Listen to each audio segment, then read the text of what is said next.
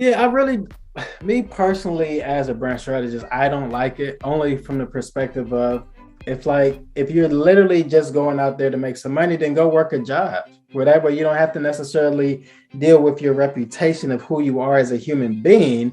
And a person is looking at you and just saying, okay, they're working that job. That's why they're making that money that way. Cool, no problem. They had to take care of the family. Cool. But when you're all over the place and you call yourself a serial entrepreneur, only thing that does is create a lot of confusion with anybody that likes you. Like, I wonder, what do you do? Oh, I'm a real estate agent. Oh, that's awesome. What else you do? I do credit repair. And I do the credit repair for my clients that are trying to do real estate. Okay, fine. That one makes sense. What else you do? Well, I fix computers. Okay, how that tie in? Well, I fix the computers for the agents that when they be trying to get a house, they sometimes need help with their computer, so that's why I do it for them. And I babysit sometimes too. And it really creates confusion. It's like, and I understand people have the best of intentions when they say I'm a serial entrepreneur, but why is that so cute? Why does that sound good to you? It sounds like confusion to me if I like you.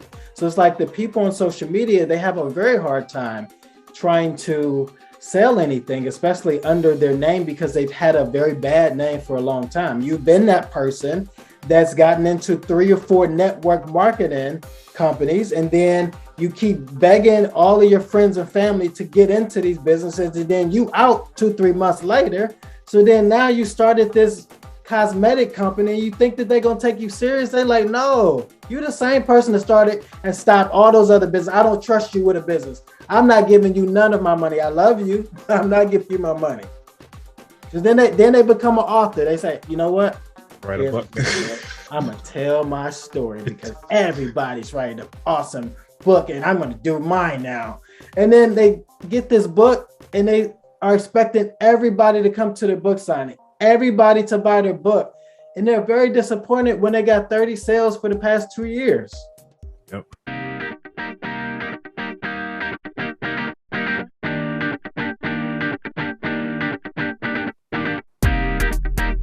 Welcome, everybody, back to another exciting show of the About That Water podcast, where we help you build strong financial behaviors.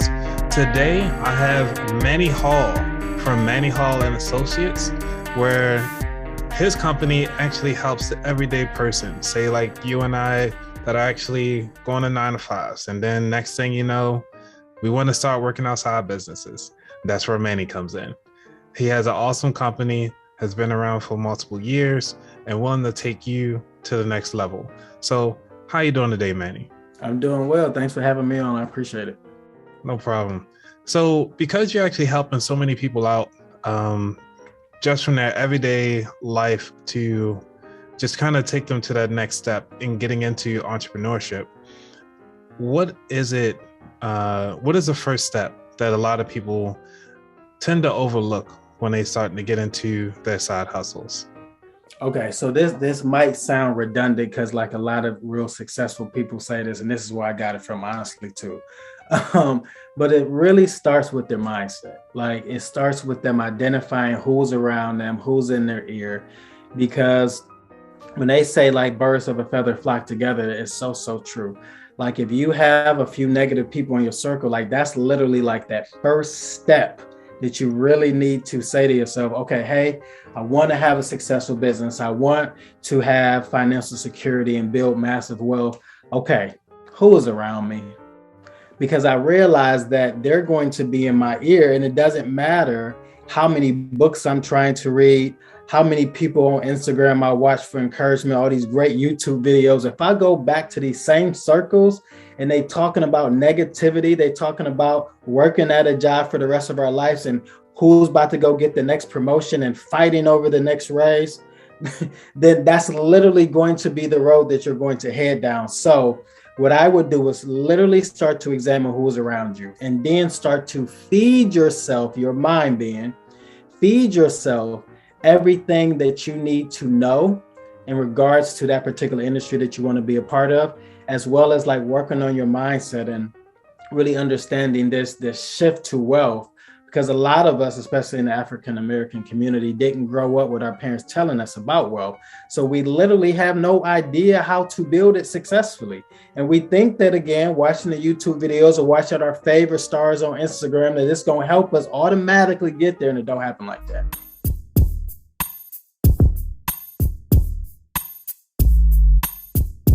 So I literally feel like the first step is identifying who's around you and start to feed your brain everything that it needs to get to the place where you want to be. And I'll last say as a third step. So if we're going to go in order, the first step is identifying who's around you. Second, I would say start to feed your mind the stuff that you need in order to get to this next place. And third, I would say create an avatar in your mind. And maybe you can even write it down of this person that you want to become. Because as you have a goal towards getting there, then it'll help you get there. So, I mean, for a lot of us, 20s, 30s, 40s, when you first got out of your mom's house, your dad's house, your grandma's house, wherever, you had in your mind, I got to get up out of here. But you had a vision. I'm going to go get this apartment. I looked it up. It's on this street. It only costs $500 a month to be able to rent there. Like, that's the same thing that you need to do. This wealthy person that you want to be, what's required? What are the requirements? How much it costs to get there? I need to find that out, because as I start to go towards that particular level, I need to know in my mind what's required, what the costs are. So that was a long answer, but hope that helped. Oh, no, man, that's perfect. Because a lot of people always think that, you know, you get a lot of discernment around, depending on if, especially from the people that have never done it before. Yeah. For me, especially with this podcast, I haven't met anybody who's done a podcast before. Wow. Okay. And I'm like, so where do I start? Right. So what I did was I started by listening to podcasts. I was like, cool. All right. So what app do I use to even start one? And the first podcast I listened to was Earn Your Leisure. Okay. And this was when they were using Anchor, and they kept talking about it over and over again. And then I started listening to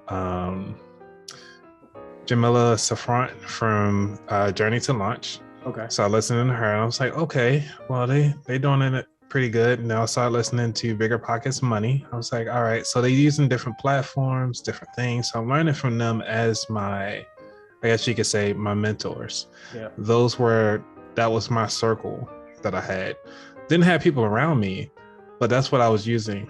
And then I started talking about it to certain people, like pitching the idea, like, hey, what do you think about starting a business or writing a book, and all this stuff coming around. And it's like, it's so hard to find those right people at that time when you're ready to move. Yeah. So I guess for those of you who are listening or even watching, is like, I guess you don't have to wait for people to start moving. Sometimes you got to be that lone wolf, take that shot, and just fail often, fail fast. It's going to be expensive, especially if you don't have a circle, a supportive circle. So how do you actually take, for someone like me who didn't have that circle and just kind of figuring out their way step by step to the next level?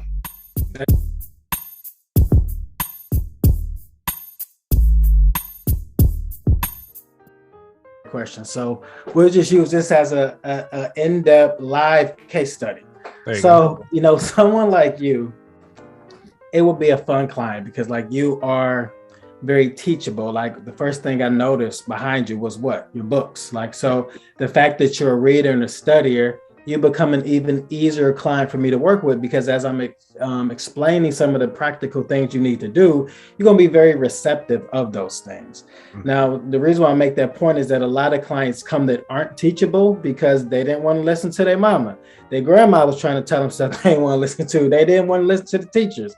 So then now you come as the coach or consultant, they're like, yeah, but I saw Sarah on Instagram doing this, and why should I not try that? It's like, well, that's not going to work for you. You're not Sarah. Sarah got all these followers. You literally just started. So in your particular case, here's what I would do, is to really look at the audience that you want to serve and start going after them aggressively on social media. And this is literally you tapping into other people's podcasts that are somewhat similar, going to their followers and literally spending time liking their posts, commenting on their posts, being inside their inbox, complimenting them, saying all these great things. Because you're not trying to sell them anything, but what you are trying to buy from them is what? Their time. Attention. Yeah. Yep. And their attention. Yep. So that is the play that I would use. And then on your actual page, I will continue to post content related to the podcast because you want to get the viewership up, but you want them to fall in love with you like crazy. Because if they fall in love with who you are and what you represent, then anything that you're doing, podcast included, they want to be there. So that's just a freebie. What I would do if you was my. Oh, I mean, shucks. I mean, this is free service right now. I'm taking advantage.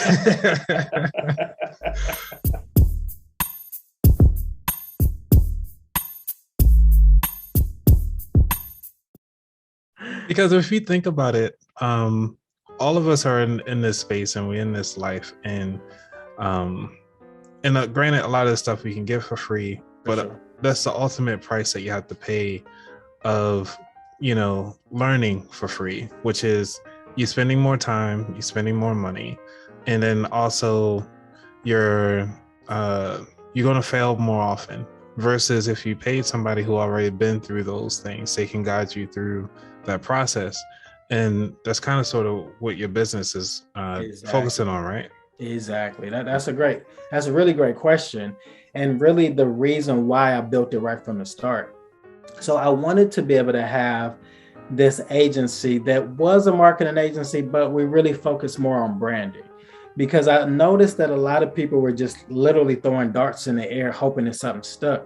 And it's just like, there's another way to do it. Like, I'm grinding, I'm working hard. I know it's going to pay off. It's like, no, actually, it's not about to pay off. Like, you literally are exhausting yourself and you're going to end up having anxiety, being depressed, being completely stressed out, and probably getting sick, all because you were trying to build this business the wrong way.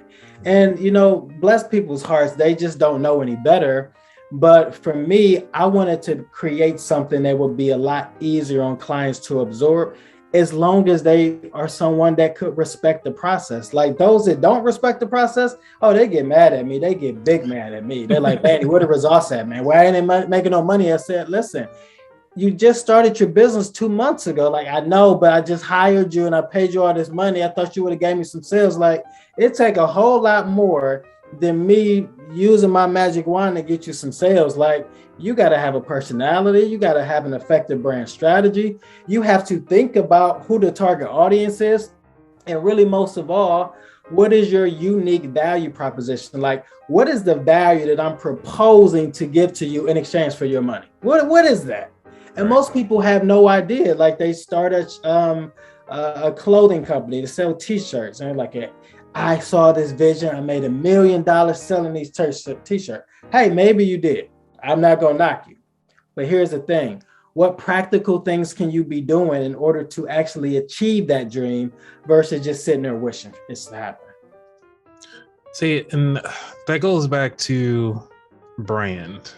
I want to take that back to brand because I think I was in a particular conference and they were talking about brands and understanding your personal brand and your business brand and all that fun stuff.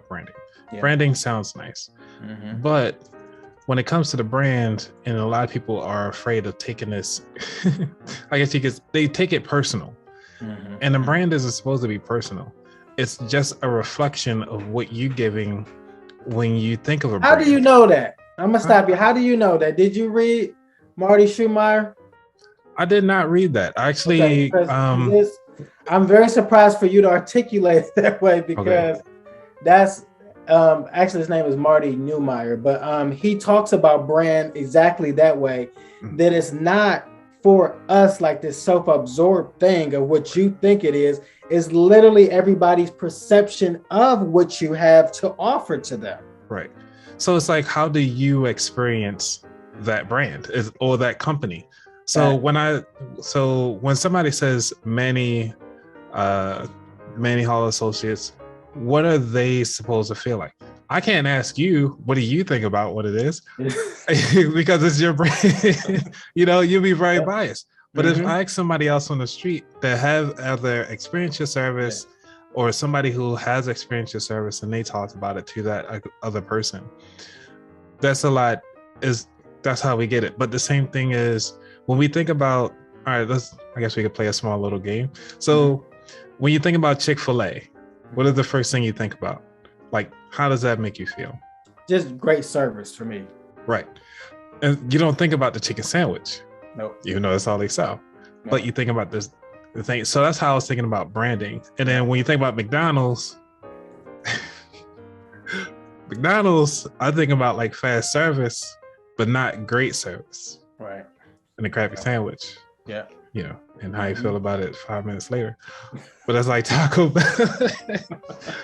But those are the brands, you know, and then trying to figure out how to articulate your brand accurately when you start to market yourself. But it goes, I'm sorry, my mind is constantly rolling. I think this is a great discussion. Yeah. I'm gonna post this on my page too, because this is a great discussion we're having. Because I've never been able to sit and talk to someone, especially of our ethnicity, to be able to understand brand that way. Everybody's just like, oh, this is what I said. It's like, no, you might want them to think about you like that, but it's almost like shallow hell. Like, oh, she's beautiful. Like, oh, shoot. And the dude like, no, man, what are you tripping on?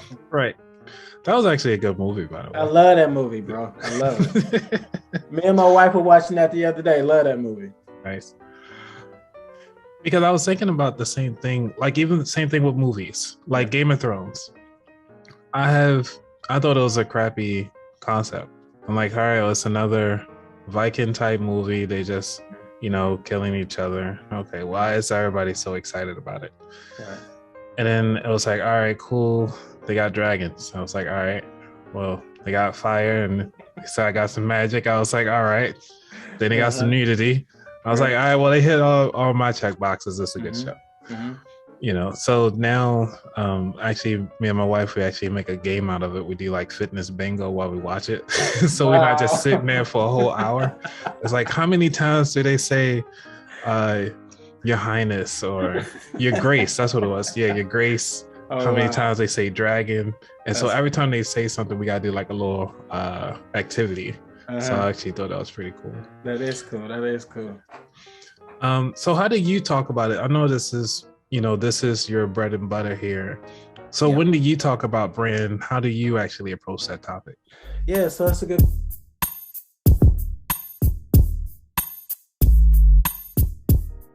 question. For me, I really explain it to you, potential clients, exactly the same way that you kind of articulated it. But really letting them know that you're in control what you want them to see, but it's still up to them to perceive whatever they want. Now, you could be a super duper amazing, beautiful Instagram model, like everybody loves me. You got that in your mind. Everybody loves me. But then it's a few guys like, I think you're too thick for me. I actually don't like you. Right. And then now you're like, well, wait a minute. My brand is everybody loves me. Like, and now I don't know if I'm gonna get no sales because there's some people out here that don't love me. Mm-hmm. And that's a crass example, but it's just like, it's kind of similar the way that we approach this whole brand identity part. But like for me, I tell clients right from the start, this is going to be a process because you're literally digging into a database. There's millions and millions and millions of people, but you kind of got to scrub that data to see which one of y'all like me. Mm. That's really what you're looking for. You're not trying to find who's going to buy. You're trying to find, hey, out of all of y'all in this particular area, this city, which one of y'all like me? And then a couple people raise their hand. Well, I like you. I'm willing to at least find out more about you. Like if so, particularly in your podcast sense, I'm intrigued by the way that you make these posts. You got some good copy that you're writing.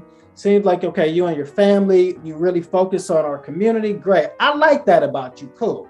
You've got my attention to at least stick around. Now, in order for me to take action, that's not something that you force me to do. Mm-hmm. And that's what people confuse. And that's why they get jacked up as soon as they start the business. They try to do this aggressive sales approach. you're not going to force anybody to buy anything from you. And even for the times that you might have manipulated somebody to buy from you, they're not a you return didn't get customer, over on them. Like they got over on you because now they're going to tell as many people they know that you got a crappy product or service. So I think it's us falling back and saying, hey, I have this brand. Who cares about it? Oh, I do. I want to hear some more. Okay, now you want to hear some. I'm going to give you some more information. And now since I've studied you and found out who you are, and as a group, like let's just say you got 100 customers, as a group, get a consensus of the type of content that they would like. Not the type of content that just gets them to hit like and comment on, but the type of comment that they like that seems like you're moving them closer to taking action. That content, that comment that they made was, man, this is exactly what I needed. Versus, oh, great post. They said this is exactly what I needed. They're literally saying to you, hey, post more stuff like this, or if you had a product or service that I could click the link in your bio and buy something like this, I will buy that today. But that's really the process with branding, is literally just showing who you are. Anybody can win right now. I don't care if you are like Teenage Mutant Ninja Turtle fanatic. You could be having your own Teenage Mutant Ninja Turtle podcast and got 50,000 subscribers, because I'm pretty sure it's 50,000 people that love the Ninja Turtles. Yep. We were just watching that on the what's it called? The best of the 90s. Okay. I think that is on the best of the 90s is on Disney Plus. I won't say Disney Plus. Okay, Disney Plus. Okay. Yeah. Okay. I'm gonna have to check that out there. Yeah. That was actually pretty good. It got, go through all the commercials and all that fun stuff.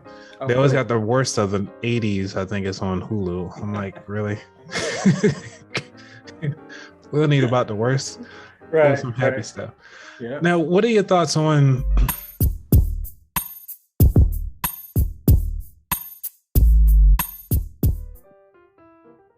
because starting a business, a lot of people say, well, don't go out there, get the name, don't go out there, get all this extra stuff.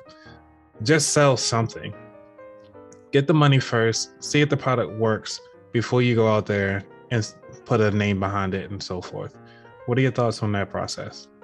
Yeah, me personally, as a brand strategist, I don't like it, only from the perspective of, if you're literally just going out there to make some money, then go work a job. Whatever, you don't have to necessarily deal with your reputation of who you are as a human being. And a person is looking at you and just saying, okay, they're working that job. That's why they're making that money that way. Cool, no problem. They had to take care of the family. Cool. But when you're all over the place and you call yourself a serial entrepreneur, only thing that does is create a lot of confusion with anybody that likes you. Like, I wonder, what do you do? Oh, I'm a real estate agent. Oh, that's awesome. What else you do? I do credit repair. And I do the credit repair for my clients that are trying to do real estate. Okay, fine. That one makes sense. What else you do? Well, I fix computers. Okay, how that tie in? Well, I fix the computers for the agents that when they be trying to get a house, they sometimes need help with their computer. So that's why I do it for them. And I babysit sometimes too. You babysit for them while they're doing the house shopping for the it just literally creates confusion. It's like, and I understand people have the best of intentions when they say I'm a serial entrepreneur, but why is that so cute? Why does that sound good to you? It sounds like confusion to me if I like you. So it's like the people on social media, they have a very hard time trying to sell anything, especially under their name, because they've had a very bad name for a long time. You've been that person that's gotten into 3 or 4 network marketing companies, and then you keep begging all of your friends and family to get into these businesses, and then you out 2-3 months later. So then now you started this cosmetic company, and you think that they're going to take you serious. They're like, no, you're the same person that started and stopped all those other businesses. I don't trust you with a business. I'm not giving you none of my money. I love you, but I'm not giving you my money. Because then they become an author. They say, you know what? Write a book. I'm going to tell my story because everybody's writing an awesome book and I'm going to do mine now. And then they get this book and they are expecting everybody to come to their book signing, everybody to buy their book. And they're very disappointed when they got 30 sales for the past 2 years. Yep. Looked into those book signings. apparently those are not cheap. Right. You have to pre-order, I think at least 1,000 books, and you have to actually set up with that particular bookstore on how many orders you're gonna have sold, and then tell how many guests and so forth. Yeah. Only reason why I researched it because when I was creating the budget calendar, I was like, cool, I at least want to make it into a book. I got my ISBN, I have my barcode, everything set up, and I was like, yeah, I'm gonna just keep it digital. Like, I got you. Let's keep it simple. Yeah. I mean, and you know what some people have done, we've done it for my clients to actually have a publishing company apart from Manny Hall and Associates. But what we have done for our clients is rent out any type of event center or space and literally have the book signer right there without it being attached to a bookstore because they want their cut. And I understand it. So it's just like, if you can just have it organically without their involvement, it works very well too. Yeah. I just want to bring up some little bit of definition that I saw here regarding the branding stuff before we move on to the next topic, which is, while we talk about the brand identity versus a brand image, because you did touch on those two current terms, but we didn't dive into the difference. But what it says here is, while brand identity is a collection of elements that a company creates to portray an image to its customer, brand image refers to the opinion customers form about a brand. So we kind of went all around that, but to sum up everything that we talked about, it just kind of put into a nice, lovely one-liner sentence. So yeah, I mean, and I think that the cool thing about brand images is so close related to brand perception. But I think that we get lost in it because if I, as the business owner, perceive my brand this way and the way that other people are perceiving me, but I'm dead wrong, then you don't win like that. But if we are on the same page, like, hey, what do y'all think about me? Well, we think that you're great. You got an amazing product. I was hoping y'all said that because that's what I feel like I'm putting out to y'all. But sometimes you as a business owner got to be honest with yourself and say, you know what, 21 wasn't that good. I was putting out some bad services to people. So if they were saying some bad stuff, we're in agreement. Right. Because I'm gonna use this as a segue to the next part that I was thinking about even now, which is what level you at to start off. You need to change in order to reach the next set of folks. Yeah. Because it took me a while to get, even from my Instagram followers, to get from 100 to now I'm at 500. What is it that I need to change now to take that 500 to 1,000? And that's what I'm thinking about now, which is how to bring more awareness and then increase the brand to that level. I know you haven't had time to look through my stuff, but that's a good question. If you don't mind using me as an example of taking me to that next level. Yep. So first step, what I would do is go back to what I was talking about with doing the engagement part on other people's pages. And I have this thing called the 10 on 10 strategy. It's literally you spending 10 minutes a day, making 10 comments on 10 different people's posts. So 10 on 10 strategy. And that's worked very, very well. So like I would tap in and do something like that. But you also have to think about your posture, who you are, what you represent, how the show is going to be, how's the background going to be? Because like, I like your background. It's really organic. It's authentic. It's raw to me. Like, it's like, you almost got like this, like underground rapper type of feel to yourself.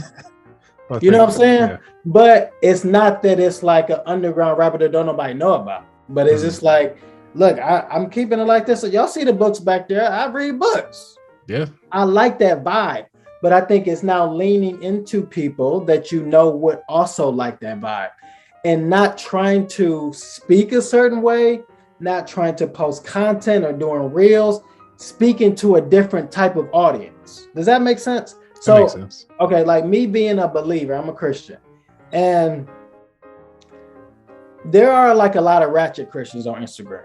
They're just like, for real, you Christian? Okay, hey, whatever, do your thing, bro. I ain't got nothing to say. Right. Lady or guy, whatever. But for me, I try to be very careful what I post and tell my wife the same thing. Like, don't be out here showing your booty and your breasts. Like, that's not what we do. We believe that we should be portraying ourselves a certain type of way. So us doing that, naturally, we're going to attract a certain type of people that like those type of people that really are big into integrity, that are spending time with each other, family atmosphere, whatever. But for the people that wanted me to be a little bit more ratchet and maybe cheat on my wife sometime and be hitting the club out all the time, popping bottles, and I still said I'm a believer in the bio, there's a whole group of people that love that too. That is so true. Those people got 200,000-300,000 followers. They love it. Mm-hmm. But I think for you now, it's like changing your posture, like asking yourself, other than the fact, like your avatar that you would create for who you want your ideal customer to be, but like having it in your mind, like who is this person, and like what do I want to say to them, and who likes me now that they can stick around if they want to and absorb my content, but I'm really not talking to you because when I went to your page, you don't look like the type of person that I would really be cool with all like that anyway. But stick around. Maybe this has helped change your life. But really think about, who is this person I have in mind that I really want to speak to? And whether you are making a post about the podcast, the next guest, what you're hoping to build, posting pictures of you and the wife, you and the kids if you got kids, talking about your experience with health and you eating, you doing this, like if you just got done smashing a huge burger with some amazing fries on the side, like tell that story, like they want to know about it. But you're going to attract a certain audience by what you portray. So going back to that brand image, that brand identity, brand perception, it's like, this is what I'm showing you. And I know that you're going to react however you want to, but I'm pretty sure that by me putting this type of content out, you're not going to go too far left and think that I'm a vegan if I'm always eating burgers that look like beef. You see what I'm saying? Like I'm not trying to mislead you, but like I'm pretty sure you're not going to think that. So it's like building the relationships organically by making the comments, and this could be using hashtags or other individuals that have podcasts that are similar to yours, or somebody else that just might be in your space that you kind of rock with. One of the things, the hacks that I tell my clients to do too, is go to your followers list. Of these 500 people that have taken the time to hit follow on you, go to them and start to comment on their friends' posts. Because what'll happen is they'll be like, who is this dude sending me comments and liking my stuff? Like, oh, Sarah following him. If Sarah like him, I like him too, because I really like Sarah. Sarah the bomb to me. So now it's almost like these tiers. You know what I'm saying? Like, for instance, like David Sands, if that's how I found you. Oh, really?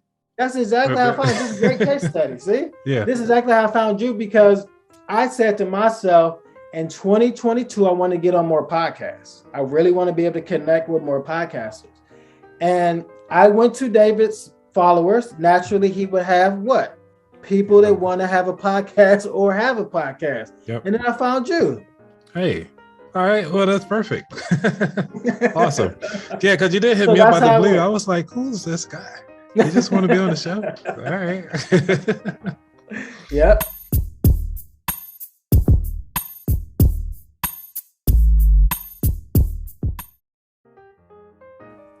So it goes back to like finding your niche, and when do you take it to that next level? Like, because I'm thinking of the person that says, hey, I'm gonna just sell hats.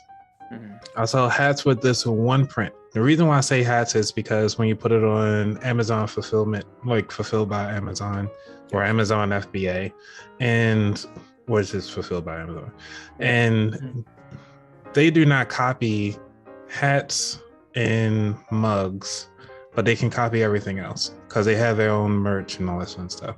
But they don't do like embroidered stuff, so you can actually do that. So they start off with hats and selling hats only. When do they then say, you know what, this is getting awesome, let's start doing t-shirts with it, or the next whatever? Say they just start doing shoes next, or bracelets, or selling cars, or real estate, whatever, what have you. When does that switch kick in? And that's a really good question. In some cases, I would say to just keep selling hats. And you could say, well, I wanted to expand and to do more. It's like, but if you lean all the way into these hats, you perfected these hats, you were doing them like nobody else. If I need a hat, I'm not going to the person that does hats, t-shirts, and mugs. I'm going to the person that specializes in hats. That's who I want to buy from because I know that they do that good because that's all they do. And it's kind of like the whole doctor example. Like you're looking for somebody that can help you with your heart. You can go to the general practitioner. She's going to say, well, I'm not really a specialist, but here's some of the stuff that I know. Right. The heart guy going to be like, boom, boom, boom, boom, boom, boom, boom. Wait. Too much information. Like, my bad. I apologize. I'm a heart specialist. This is what I do. I get excited talking about hearts. Right. And I think that if you wanted to expand and go to this next level, it's nothing necessarily wrong with doing the t-shirts at the same time that you do the hats. Like do it simultaneously. But if you want to like elevate, it has to be able to make sense why you're now offering these t-shirts and not just another play on getting a couple bucks. Got it. Because that's what people are in their minds thinking like, oh, I thought you did hats. Oh yeah, we do hats, but now we do t-shirts. Like, oh, why y'all gotta do t-shirts? Well, it's more money. like that's what it really comes down to. It's not like, well, all of our customers have been making huge demands for us to start selling t-shirts too. Like, nope, it's just you really want some money. But I'm gonna tell you, this is something that happened within the car market with Porsche. So Porsche, being known as a really fast car, they said, well, we want to get the Cayenne, the SUV. Yep. And for a very long time, they struggled with their sales and even actually having people come purchase Porsches because that brand recognition, that brand image was thrown off. Like, wait a minute, y'all doing what now? Why y'all gotta do that SUV? What it come down to? It's more money. It's not. Everybody that has our cars been asking us to make an SUV. Nope, because they know Porsche to be known for fancy, fast cars. That's it.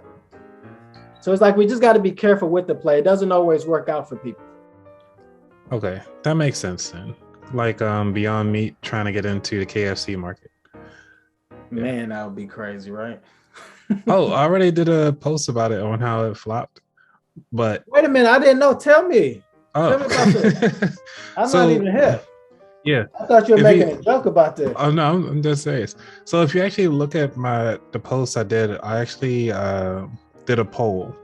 Okay. I would say earlier this month, and it was like, yeah, KFC gonna pick up Beyond Meat, and they were trying to get into the chicken market. And so they've been marketing this, I would say maybe mid last year. They were talking about it. So then they had a food truck come out, I would say maybe in some like mid-December, doing it in pieces, little small test markets in KFC. Then, the final verdict came out just last week and they said it was nasty. Everybody that tried it said it was nasty. It was like kind of chicken substitute? Yes. And it didn't didn't pass the mark. So pretty much saying that, yes, it is, the meat itself is vegan, but as soon as you deep fried it in the same chicken grease, it's no longer vegan or even vegetarian. The crazy part is like, why would they even think that would be a good idea, knowing that KFC has been known to clone chicken? Right. So it's like y'all already got some ethical issues with the vegan community, but then Beyond Meat as a vegan company is saying, hey, I know that they seem like bad guys, but we're friends with them now. Yeah. Like, that's not a good move. See? But I actually am a vegan and I like Beyond Meat, but now brand perception, right, brand image, now that comes into play. I don't know if I'm buying y'all because now I don't trust y'all what y'all putting in the ingredients. Because for y'all to be able to want to work with KFC, and I know that they're not good people, come on, y'all. You would have thought that they would at least air fried it. get a massive air frying machine like this is strictly Beyond Meat's machine. No. Don't put it in there. No, this is Beyond Meats. Yep. That's funny. Because I was thinking about it though. What can we learn from this? And I was thinking about it from that perspective. It's like they did a small sample with a company that specialized in the thing that they want to do, with a small set of their company doors to get a test sample. It's almost like the McRib. It comes out of periodical time. Yeah. I never tried it, but apparently people love it. Yeah. But they build this hype around it and it tastes good. Now, if Beyond Meat can try to get into that niche market, similar to what McDonald's have, but do it for KFC, to say, hey, we have now alternative options, or hey, we only going to release these for a certain period of the time. Yeah. That could be another play and flip for that brand. But I feel like it would have been a better opportunity with someone like, we were just talking about them. Chick-fil-A. Chick-fil-A. Yeah. That would be much better because it's like, I would look at Beyond Meat, they're already very expensive. Like you're this almost like upper echelon type of product in the grocery store that most people aren't going to buy. Like you got to have the bucks to buy that stuff. Yeah. And same thing with Chick-fil-A. Everybody's not saying, hey, mommy, can we go get some Chick-fil-A? Not tonight. I got you Chick-fil-A last week. You're going to get Chick-fil-A next month now. Once a month, that's it. Because it costs too much. No, McDonald's, oh, sure, baby. You're going to get a Big Mac, whatever you want, because it's going to be cheaper. I just don't think that from that perspective, that was a wise choice, KFC. Like, and that just shows from a brand image standpoint that you really don't care about your customers. On the KFC side of the house. On the Beyond Meat side of the house. Okay. KFC, I'm not mad at them. Y'all do your thing. Like, no, I used to eat KFC before I went vegan, so I did like it. But then once I start hearing the stuff about them cloning the meat and stuff, I said, oh, that's disgusting. So we got this local place called Mr. Chicken. And here in Cleveland, it bang, bro. Like that was some good chicken. That the seasoning, I remember it now. I ain't had chicken in 2 years, but I remember that seasoning. But saying all that to say, I think that for Beyond Meat, it's just not a good look for you guys to say, I'm going to hook up with KFC, for them to be able to offer something that's not even in Beyond Meat's regular catalog. Like this isn't a product that y'all even normally offer. Yep. So what you're doing is introducing a brand new product and then introducing me to a new relationship with somebody that I already don't like in the big community. So they're going new. Yeah. It's it's like, hey, bro, like, hey, I know you don't really like Sam, man, but we all going to the amusement park. Like, so I'm forced to go with Sam. You know I don't like him. Right. Yeah, but if you want some of this new product that we haven't actually told you about, we're not selling in stores, but it's only going to be offered at KFC, that's the only way you're going to get it. Oh, I don't want to go. I don't want to go. Right. And I'm thinking they were probably looking at it as like a challenge, like, hey, who want to try this out and try to get more brand awareness for KFC? Because I'm sure I haven't heard much of KFC except for like the Olympics when they were talking about like how China has a special KFC Olympics. Not KFC Olympics, but they have a special thing around KFC for the holidays. Oh wow! It's a horrible commercial. You should check it out one time. They're like KFC for Christmas. Yeah, I might have to cut that out. So I don't get canceled. That was good. I won't get canceled. But let's get back to the fun stuff. We're just gonna slide over to the second segment, which is the strategies. So you already talked about the brand. Everybody knows what they need to do. As far as figuring out their vision, figuring out their brand, figuring out their customers, their niche market, and what product they're gonna sell. Actually, you know what? I think that'll be the next thing. Talk about what product to sell. I know that could take a little long. And then I want to dive into what does it take to start a business? What are the key things that every business owner has to go through I mean, I could talk about it, but I'm, from you as a as a specialist here, just kind of dive right into that. Okay. All right. So which part you want me to start about the product? Just talk about like what product to sell. Like, okay.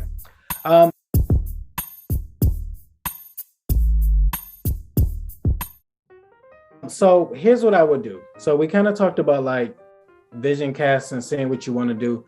I would sell a product centered around that. I work with a whole lot of coaches that are literally selling themselves, like not in that type of way. I know what you're selling themselves. That definitely sounded like that. Selling themselves. Family-friendly show. They're on the block every night selling themselves, but they're selling their services. And I think that that's a really unique niche market that anybody can get in, because we all have had our own experiences with similar things. I subscribe to this thing called ClickFunnels, and a guy named Russell Brunson, amazing guy. And he has these things that they set up called landing pages for those that is brand new to this type of stuff.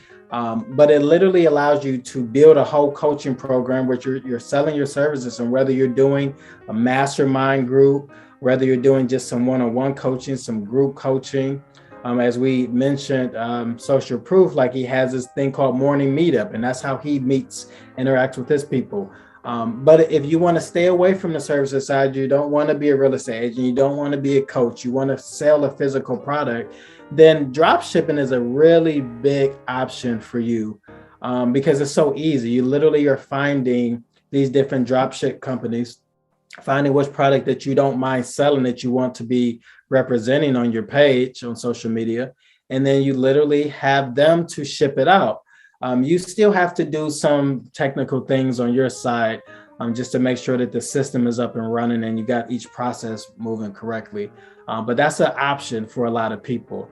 Another thing to consider is selling some food, because whether you're making the food yourself, or it's somebody else in your neighborhood that's a really good baker, or maybe they cook really, really well, but just start to sell food. That's worked tremendously for a lot of clients here that didn't have a whole lot of experience in baking, but they had a grandma that was amazing at baking and said, listen, grandma, me and you are going to start this business together. Nobody saw grandma. Nobody had to see her, but she was back there making the products because she was a part of the team. But also to that same point, like figuring out who around you has a certain skill set. Maybe they're really great at making bath bombs and body butter and things like that. And maybe you don't want to make them, but you want to just do the business side, partner up with them. And then maybe you build enough income that now you start making your investments in real estate and into the stock market, and you become a day trader. Maybe you want to, again, write a book, like we were talking about writing books. That is a really awesome way for a lot of people to get a lot of financial wealth, is making a book, putting it out there for people to see.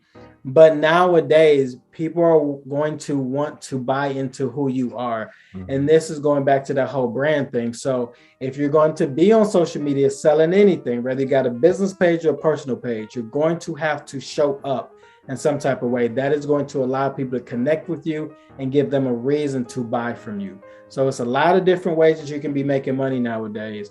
We listed a couple of them. If you literally search on Google how to make some money, it probably can give you 1,000 different ways.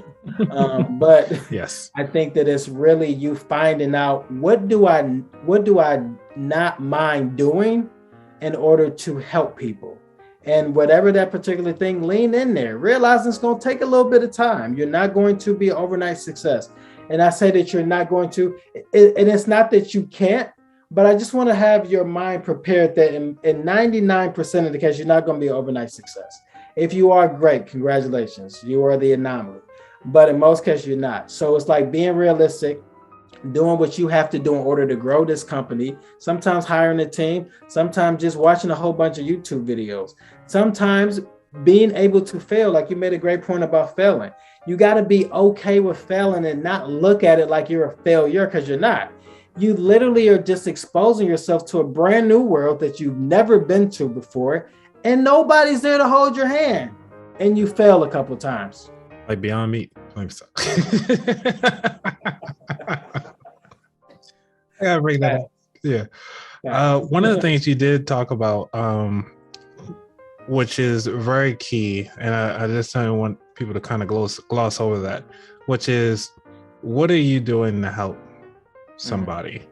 And I think that's pretty much what it is, because the only way you can make $1 million is that if you make $1 million decision that helps more than 1 million people. If you want to make $1 billion, you have to make $1 billion decision to help people. Elon Musk is making trillions of dollars because he's helping a $1 trillion problem. He's solving a $1 trillion problem, which is taking people to Mars. Everything he's building right now is to prepare you to live off the grid in Mars. So if you think about it that way, then what else is going to make? How to figure out how to snatch water out of air and to turn it into drinking water? It's already been done. They're doing it right now in Saudi Arabia. So it's like, you got to figure out how you can tie all these things into one another. So if Elon Musk is making trillions of dollars trying to solve a $1 trillion problem, if you can help Elon Musk solve one of those problems, you're an instant millionaire right there, because you solved a $1 million problem that he had to help him with his trillions of dollars. Facts, all facts. And that's a really good point, to really constantly examine, who am I helping? Not who's going to help me, because I need my rent paid. I got to pay my bills. I want to go to this vacation. Who's going to buy some crappy product for me so I can go take up my vacation? No, like, who am I helping with this product or service? Because the more people you help, the more people going to get excited about what you have to offer. I mean, we can drop the mic on that one. You said it. Yeah. Said it perfectly. So this last question, which is the strategies of what are the key elements to start a business? I mean, I know we touched on it a little bit, which is just the EIN, but I'll let you continue on with the rest. Yeah.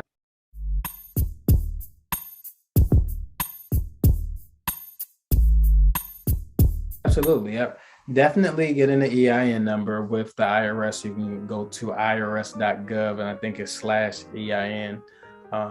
And that is called an employer identification number. And that literally gives you access to be able to file your taxes on and be able to work with your CPA in order to go to a bank, maybe get a loan, maybe start to build business credit. So the EIN is extremely important, but you also want to get any kind of business license that might be required for your city or state. Here in Cleveland, Ohio, we don't have like required business licenses, but you do have to get your business registered with the state to get what's called a LLC.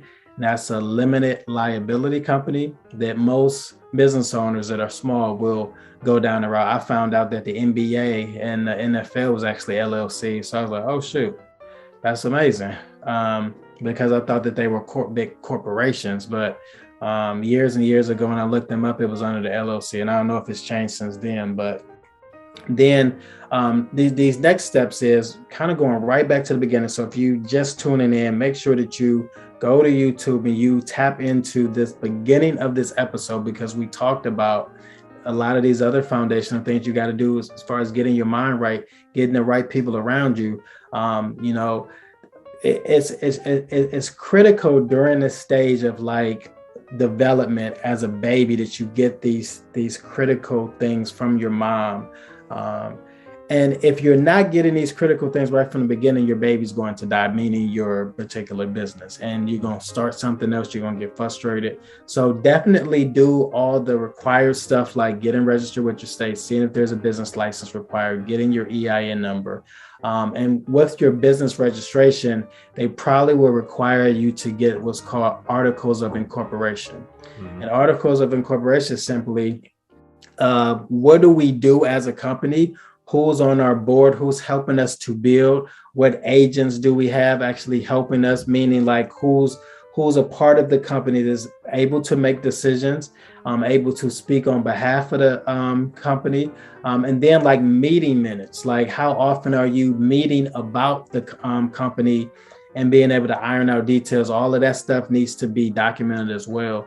But overall, like if you do all of those basic things, which sometimes can be very challenging, you're at least put yourself in a position to be a legit business. Now, there are people probably making thousands and even millions that never created a business, don't have none of the stuff that we're talking about right now, but they're still killing it, right? Yep. But if somebody wanted to come after them as a brand because they were using this particular logo saying that, hey, our company is called Sweet Treats. Well, the real Sweet Treat company that actually got registered, that got an EIN number, that actually got that thing trademarked, they gonna come after you and they're going to sue you.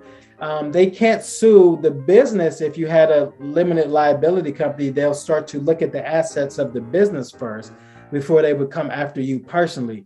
But in the case of you're just a sole proprietor, that you're not even registered as a sole proprietor, you would literally get everything taken from you. They would pull the socks off of you, probably literally, because they're coming after you. Yeah, because I got my trademark and I'm suing everybody who uses me. Facts. But to that same point, I think that it's worth it to speak to a trademark attorney as well. And early on in my business, I didn't want to do that because I was like, man, that's a lot of money, 1,000. You're not about to get that money. I'm gonna use that 1,000 for something else. Oh, yours was only 1,000? Huh? It was only 1,000? In some cases, it can be 1,000. Wow. Yeah, that's cheap. Yeah. Yeah, because they charged me $200 for every class that I put it on. So like you got the shirts, you got the shoes, you got the books. Oh wow. So everything has its own class. So you have to spend additional. So they charge for each one. Actually, yeah, there's someone I could refer you to. I'm gonna go to her page. Via's Lawyer. I don't know if you're familiar with her. Yeah, we can check that offline. but she absolutely amazing. But listen, but those are the foundational things that I would do to make sure that you are protecting yourself and your asset, especially if it's something that you really, really care about as a business and you've been working hard towards. You don't want to lose everything just because you didn't take care of the necessary fundamental things. Okay, and then if you don't mind me adding on a little bit to that, I would say get your DMB number. Your Dunn's number. Yep. What do you call it? Somebody Dunn's and Bradshaw. Yep, Dun and Bradstreet. Yep, Bradstreet. Make sure you get that. Make sure you get your nav.com. So nav.com is kind of, I guess you can say it uses Experian. It's Equifax. Yes, they use Equifax Business to kind of validate your business, and you can actually get a credit line through them and all that fun stuff. So they actually do help you grow your business credit lines from that point, I would say. And then on top of that, from the banking side of the house, you at least want to have 3 bank accounts for your business. 1 for your income, 1 for your outcome, and then 1 for taxes. Yeah. Because when you go to talk to your businesses and you go to apply for business credit cards or for your vehicles and stuff like that, you want to make sure with that you actually give them the bank account that you only pull from out of your income. Yeah. So it looks like you only got like 1 or 2 transactions out the whole month or 2 or 3 months whenever you decide to pay your bill. Yeah. So those are little extra tips and tricks, but also kind of necessities that you'll need to make sure your business is on point. All right. So let's talk about the futures a little bit here as you move on to, bigger and better things. Now, we were talking offline a little bit where we were talking about your business mastermind group. Can you just kind of talk about that a little bit? Absolutely. So it's been absolutely amazing to take individuals through this journey. I was meeting with a lot of clients early on, just one-on-one, and it kind of honestly became tiresome. Like I was just like, I just can't continue to meet with so many people one-on-one. But so what I ended up deciding to do was just taking a step back and saying, okay, really, what is it that I'm trying to build? And I'm gonna be honest with you that this whole process hasn't been an easy one for me. But ultimately, I knew that if I approached it the right way, that I could be successful.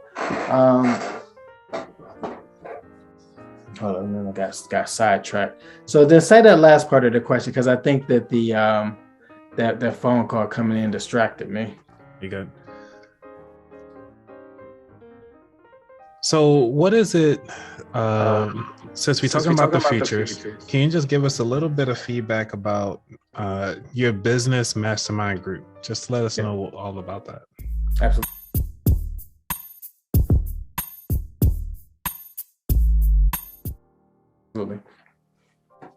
Okay, so within the business mastermind group, we literally are taking individuals through a journey, and it's a lot of fun because it allows me to be very transparent and share with them a lot of like brick and mortar type stuff that I did right from the beginning in order to build, to really save them from a lot of years of mistakes and failures and beating themselves up and walking through doubt and fears and all that other stuff.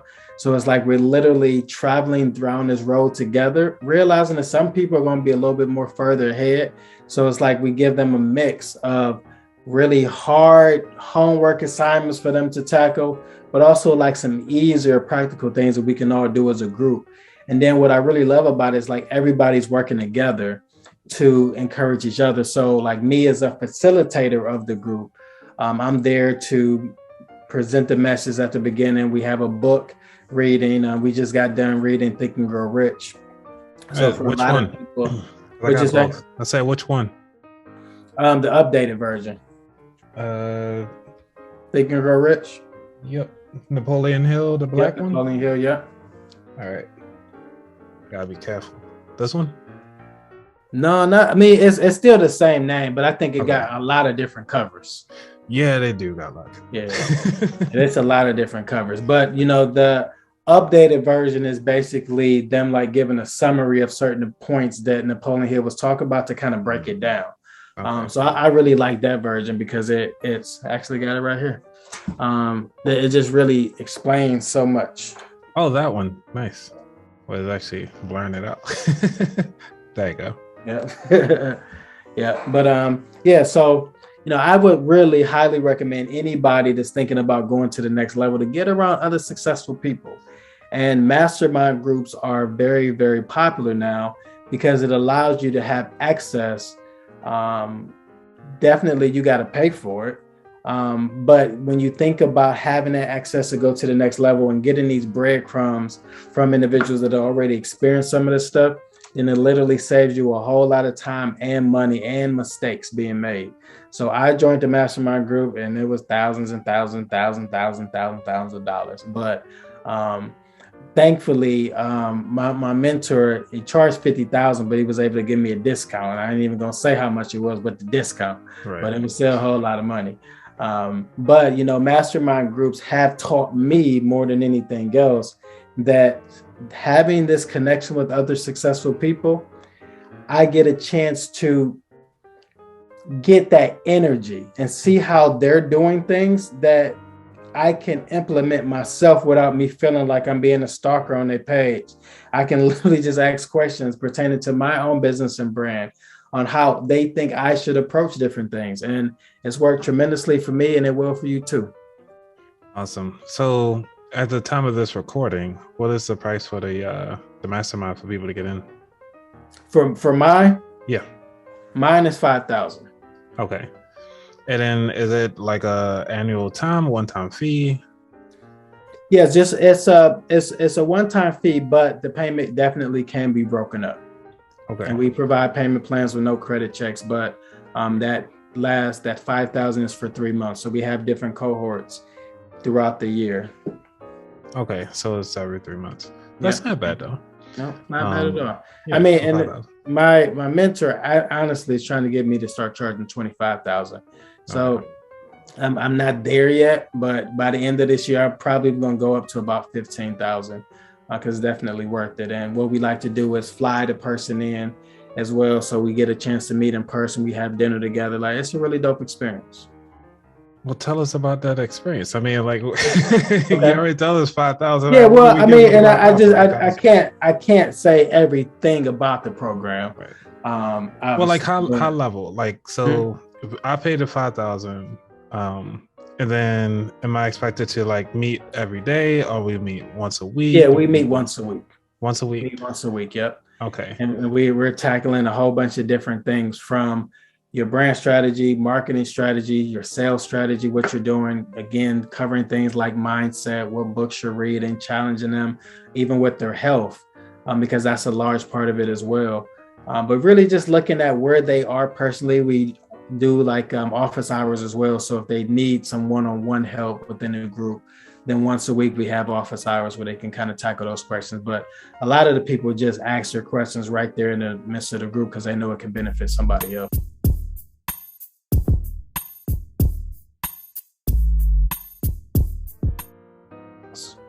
Awesome. Man, well, that sounds good. So with the future of the mastermind group and the future of your company, where do you see yourself in the next 2 years? 2 years, definitely have hit my first million, probably working on my third or fourth million, if not more.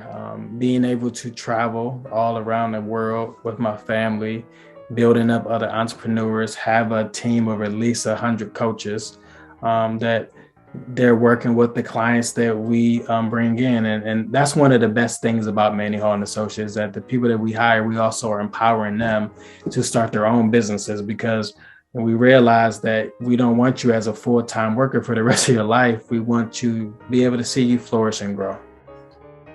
All right.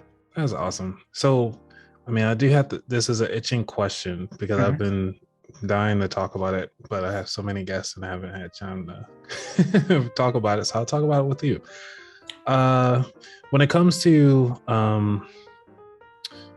passive income to active income, do you really believe that passive income is really passive? I think that depending on that particular avenue that they're trying to define it as. I mean, you think about actor money. If they sign this particular contract that said they're going to get royalties for the rest of their life, a certain amount, then that truly is passive income. They don't have to do anything for it. They made one particular right decision, because you think about Rocky, he didn't make a right decision. The person's life that it was based on, that person was able to get like $100,000 or something like that at the time. And that was such a large sum of money that he took that. And while somebody else said, well, no, just pay it to me later. Like, give me a certain amount each month. But if this thing popped, give me more. But I think that when you think of things like stock portfolios, I don't look at that as passive income, because things could fluctuate. And you really can't necessarily say that this is always going to come in. Even real estate, I don't necessarily always consider that passive income, because what if the tenant dies? What if nobody else in their family is going to pay that rent? Now it's cut off. You get insurance on the tenant. True. I'm sorry, that's some strategy. True. No, that's a good point. That's a good point. But I'm just saying, like, it's a lot of different factors that can come into play. So I would say for me that there is definitely a such thing as passive income, but I don't think that everything that is defined passive is actually passive. Good answer. All right. So is there anything else that you want to discuss before we dive into the final 4 questions? No, I just want to say that this has been really, really awesome, though. Awesome. I'm glad you had a good time. You know, oh, yeah, for sure. Keep people entertained.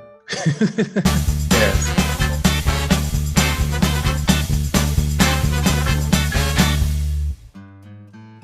So, final 4 questions.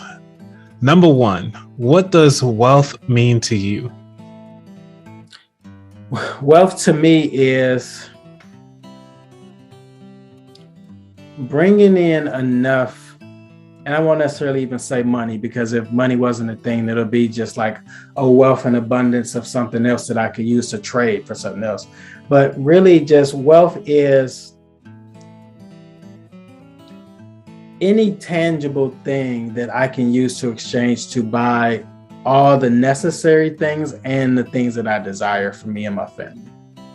I think that would be wealth for me. But if we just look at it as money, it's like, it's not necessarily a certain amount, because if when I become a millionaire, if I can live that life I want, then I'm wealthy. I'm cool. There might be people wealthier than me, but I'm still able to live the lifestyle that I want. Cool. Nice, simple. Number 2, what was your worst money mistake? Okay, I can be all the way honest. So years and years ago, I was in my early 20s. I had the money to pay my bill, but I didn't. And I got a payday loan because somebody had told me, hey, you can get a payday loan. It's the next circle of friends, thing. Right? But this goes back to the point about your circle, y'all. Mm-hmm. I was talking to somebody that I was cool with that suggested a payday loan. If somebody really generating wealth wouldn't have told me that bad advice. But I took it, and I got in trouble with them. And then I had to get another pay loan to pay them back. And then I went and got another one. So I had 3 payday loans out at one time. Wow. And they just kept giving it to you. Well, they cut it off after a while and said, hey, you're not paying this back, and give you nothing else. But yeah, they kept, because it was 3 different companies. They had no idea. Wow. Okay. Yeah, y'all played the game on that one. Yeah. And my credit was messed up after that. Like collections, all kind of stuff. It took me a while to rebuild from there. That's a whole nother show. Yeah. Number 3, what is your favorite financial book or non-financial book?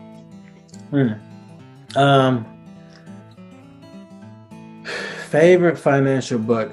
I would honestly say it's called The Science of Getting Rich. Never heard of it. Yeah, I just got hip to it the latter part of last year. But the dude even saying in the book, he said, while you're reading this book, don't read no other books. Don't even listen to stuff that's contrary to what I'm saying, because you're not going to be able to receive. He said, but the people that read this book and do what it say, they get rich.